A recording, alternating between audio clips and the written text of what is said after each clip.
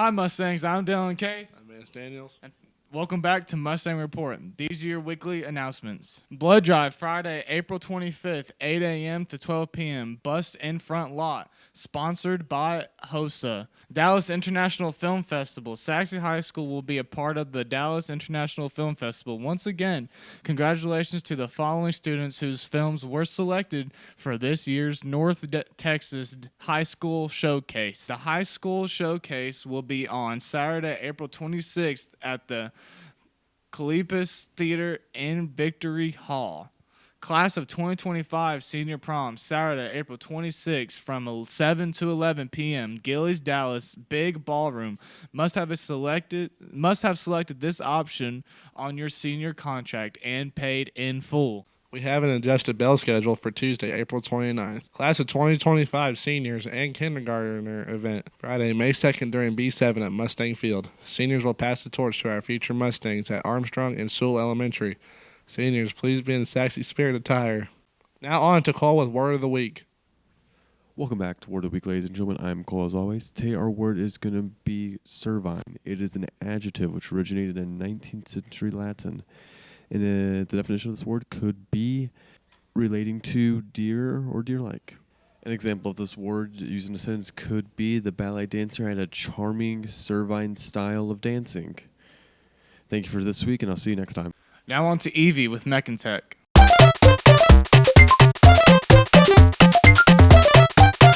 Hello, Mustangs. Today, I have a topic that's kind of just been on the back burner since a little while. I just haven't, there's been other interesting topics. So, well, here we are. Right, so I wanted to talk about two things that every game developer needs to know. Well, three, but one of them is about a 4-second clip, so, The first thing I want to talk about is the sunk cost fallacy. And the sunk cost fallacy is we've come this far, we might as well keep going. This is something every game developer falls for, and it ends up leading into something called technical debt. Technical debt is very subjective, but it's essentially the limit of code. It's all depending on how you organize, it depends on how you specifically have programmed it, it depends who's writing, reading, or editing, and technical debt is very subjective, but it's a huge problem, and it determines whether or not you can add features and what features you can add, because if you programmed certain things in certain ways, sometimes you just can't add features. Barotrauma is a great example of this because they really wanted more. They wanted to put in more physics, more intense care. They wanted it to be more like Station 13, but better. What ended up happening is that they ran into so much technical debt that they couldn't add any more features. They ran out of room for their water system, they ran out of room for their pressure system. It was a whole ordeal. The third thing I want to talk about, especially if you're an aspiring game developer, is a thing I like to call Nintendoism. And I define this as any bug squashed that may have made the game more fun, that was squashed to create a very specific experience for players. Nintendo is very strict about this. They're by far the worst at crushing bugs that don't need to be crushed, but a lot of us are looking at Mojang crushing bugs in Minecraft that have been in the game since like 2014 and thinking, wow, I wish they hadn't done that. And that's Nintendoism. The only solution to this, the cure to this, is to listen to your fan base. You gotta know what bugs they think are fun. Maybe they think the way your pistons interact are really interesting and they want those to stay. You can maybe implement that as a feature or just not fix it when you find the code that breaks it. Either way, it's fascinating. It's fascinating. Anyway, that's all I have for this week, Mustangs. Later. Now on to Evergreen Stories with Haley and Elena.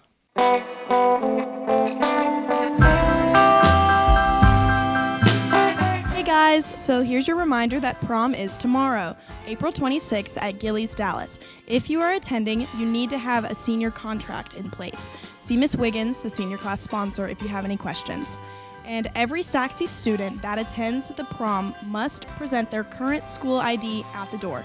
If you are bringing a guest from another school, they must also present a picture ID at the door as well.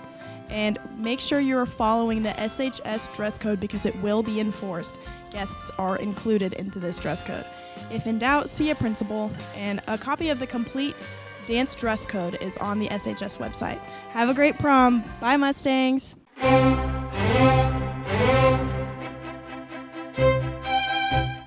guys, it's Alina, and today I'm here to tell you guys all about our blood drive happening this Friday. Hi, my name is Sophia Bonin, and I'm a member of HOSA, Occupational Students of America. So who is eligible to donate blood?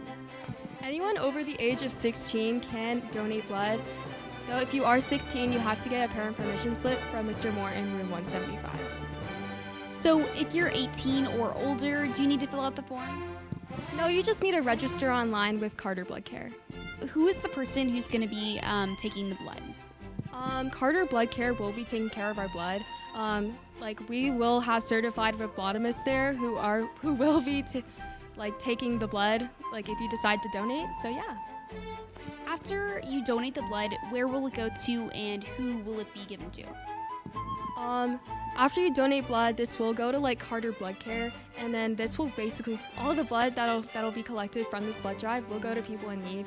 For example, people with leukemia, people who lose a lot of blood due to accidents, and etc. If people are worried about skipping class or missing a test, how long does it take to donate blood? Donating blood usually takes about 30 to 45 minutes, so you'll probably be back in class by then. So, yeah. Is there anything that you need to prepare to do in order to donate blood? So before you come, the day before, make sure you eat a lot. Day of, just make sure you eat breakfast and make sure you drink a lot of fluid, for example, water. And yeah, thanks for donating. All right, thank you guys very much. Is there any other information that you can give us about the blood drive? It's gonna be on Friday, April 25th from 8 to 12. Hope y'all show up and donate some blood. Thank you guys. Hi Mustangs, it's Zero here, and today we're learning about 9 star-studded words popularized by Hollywood films. For over centuries, movies have dominated popular imaginations and helped define modern culture. They can inspire fashion trends and even spark some social change. So it's no surprise they also influence our daily vocabulary, whether it's Darth Vader luring people to the dark side, or Mean Girls trying to make fetch happen. Hollywood-born words find their way into our everyday vocabulary.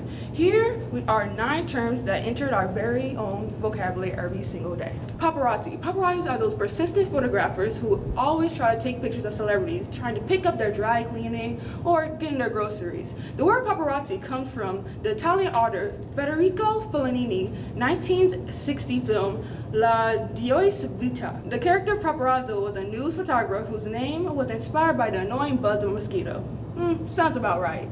Ginormous. Ginormous is a useful term to express that something is really, really, really big. The word owes much of its popularity to Buddy the Elf, played by Will Ferrell, protagonist of the early 2000s Christmas comedy Elf, and was finally added to the dictionary in 2007. And that makes us smile, and we love smiling. Droid, a shortened version of the word android. A droid is a robot who looks and acts like a human being. Today, droids aren't used outside the Star Wars fandom because they are registered under the trademark of Lucasfilms. Bye, Felicia, I can't do this anymore. Bye, Felicia. This farewell isn't only for those who have the name, but it's when someone's leaving and you're glad to see them go. And this is meant to send off was from the movie Friday, when Craig, Ice Cube, had dismissed his obnoxious neighbor named Felicia, and it gained a wider cultural appeal after being used in RuPaul's Drag Race in 2009. Catfish. This slang term for creating a fake persona online or to defraud or manipulate someone comes from the 2010 documentary Catfish, which is about a man who corresponds with a woman who is not who she says. Hoverboard. In the 1989's Back to the Future 2, Marty McFly, Michael J. Fox, rides a hoverboard, which essentially is a skateboard that levitates a few inches off the ground. Great, Scott. This flow of transportation was first described in science fiction stories dating back in the 1960s. Since then, many inventors have tried to make real-life hoverboards, but no one has succeeded so far. Today, you can buy a non-flying hoverboard, also called a self-balancing scooter. Just try not to hit 88 miles an hour on it. Godfather. Since the 12th century, a godfather has been a man who sponsors the baptism in a Christian church. Mario Puzo's novel, The Godfather, and the classic 1972 film that followed changed the word's meaning. Today, when we think of The Godfather, we might imagine Don Corleone, Marlon Brando, a mafia kingpin making an offer we can't refuse. Perfect storm. The perfect storm refers to a rare situation when an unusually bad combination of events makes everything worse. Though the phrase was used early in the 1700s, the success of Sebastian Junger's 1997 nonfiction bestseller, The Perfect Storm, about a nor'easter that hit the east coast of the United States, and a 2000 movie that launched followed this idiom into popular culture. Bombshell. Originally, a bombshell meant an artillery shell or a devastating event, but the word took on a new meaning in the 1930s, a stunningly gorgeous woman. The term was popularized when the iconic blonde beauty Jean Harlow, a persecutor to Marilyn Monroe, starred in the 1933 film Bombshell. Bye, Mustangs!